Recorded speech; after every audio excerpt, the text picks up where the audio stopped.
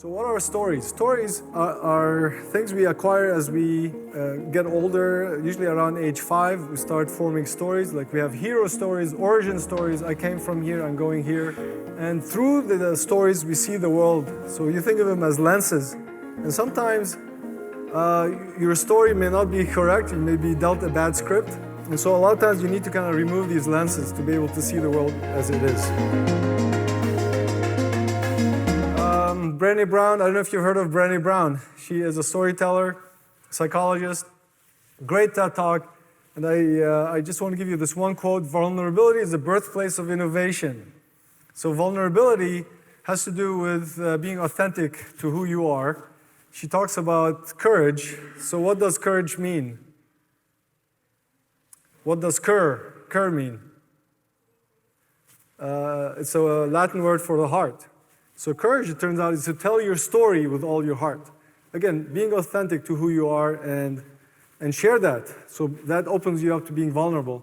It turns out in our society today, we have built kind of a firewall because we want to have a certain persona, whether it's social media image or whatever, and that kind of prevents you from innovating, prevents you from being authentic to who you are. And we see it in our most current generation that people are so afraid to share their story or tell their story that they use kind of unhealthy habits to kind of douse that, to suppress that fear. And that's things like obviously alcohol, caffeine, addiction. You think of shopping addiction, you think of social media addiction. So we see a lot of those problems in our society today is because of lack of vulnerability and people are afraid to share their story. So what are stories? Stories are things we acquire as we get older, usually around age 5. We start forming stories, like we have hero stories, origin stories, I came from here, I'm going here. I belong to this tribe stories. And through the stories, we see the world. So you think of them as lenses. And sometimes your story may not be correct, you may be dealt a bad script. And so a lot of times you need to kind of remove these lenses to be able to see the world as it is. So that's kind of a metaphor for stories. So I can share with you a little bit of the stories I was brought up with. Who knows what this is? So it's a Phoenician ship. So Phoenicians were the first seafarers of the Mediterranean. And that's about 3,000 years ago.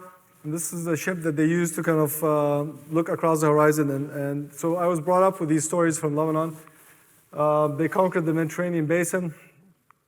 They gave us the first alphabet. From that, the Greek alphabet and the Western alphabet came. Origin stories, it turns out, this is also from Daniel Amen, that it connects with our spirituality, ancestry, where we come from, where we're headed, and gives us purpose to know that we're coming from a lineage and that we're going to support the next generation. So when you're innovating in your companies, a lot of you need to think along those lines, like how can I help improve humanity? So for me, the story is a very profound story. This is my grandfather and his mother. She lost her husband with the Spanish flu, which was an amazing kind of tragic event in our history. It happened in 1918. Maybe 80 million people died around the world. So she became kind of a widow. She had to raise 3 kids. And then her 2 brothers were taken away by the Ottoman army. That's happened in the Middle East, where there's war after war after war. We're still going through that. But she was resilient. She was able to have a family shelter her and allow my grandfather to have an education, and then allowed us to have a better life. This is my father. This is in Lebanon, circa 1960. He was president of the Lions Club at the time, brought in the first blood transfusion bank to our city. So these are some of the stories, again, I was brought up with.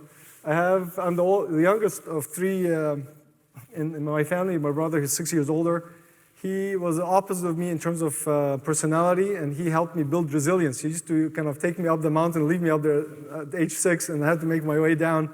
And because of positive psychology, that for me was actually a positive force in my life.